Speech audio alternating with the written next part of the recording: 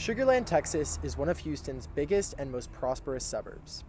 Its rapid growth and affluence is evidenced by its booming infrastructure and economic health. The city is home to concert venues, sporting arenas, and universities. And in 2014, Money Magazine even labeled Sugar Land as the best small city in America to find a job. But where did all of this prosperity get its start? To figure out the answer to that question, we need to flash back in time to the late 1830s. So after serving as an impresario for Mexico, Stephen F. Austin was granted tens of thousands of acres of northern Mexican land in what's today is now South Texas. He encouraged individuals to move down to Texas and bring slaves with them. For each slave that a settler would bring, Stephen F. Austin would grant an additional 80 acres to those settlers.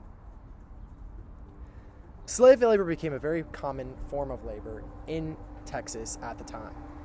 These first settlers turned this area in what's now modern-day Sugar Land into booming plantations that focused on corn, cotton, and sugar farming.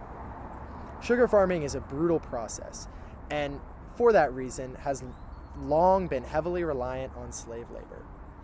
Sugar farming requires long hours of cutting sugarcane, pressing the plant's juice, boiling down the fluid, and then packing the refined sugar to be shipped all over the country.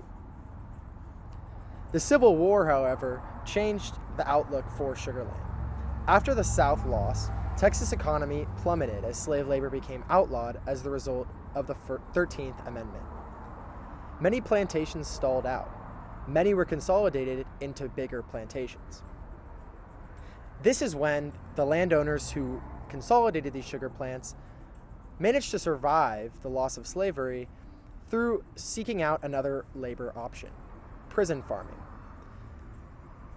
These landowners leased individuals from the state of Texas who were imprisoned. Most of these individuals were of African descent, and most of the individuals in position of authority and landowners were of European descent.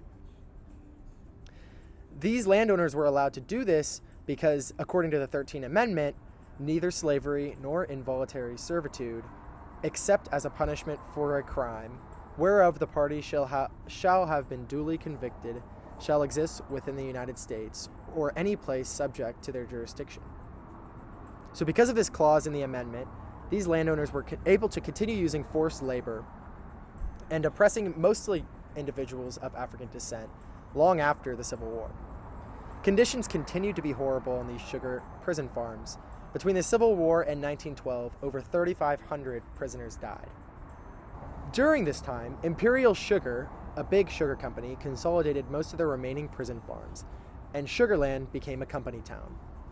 This company town grew rapidly and expanded, and after around 100 years, has become what is today now known as Sugar Land. So what does all this mean for a Texan today? You might be asking yourself, how should a Texan interpret all of this? How should the city's current prosperity be reconciled with its egregious past?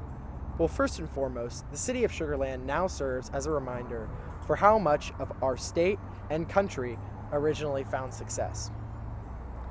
Texans should educate themselves on the full history of Sugar Land and other locations like it.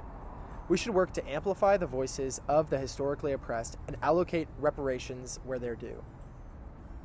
So in closing, Sugar Land's checkered past and development can never be undone.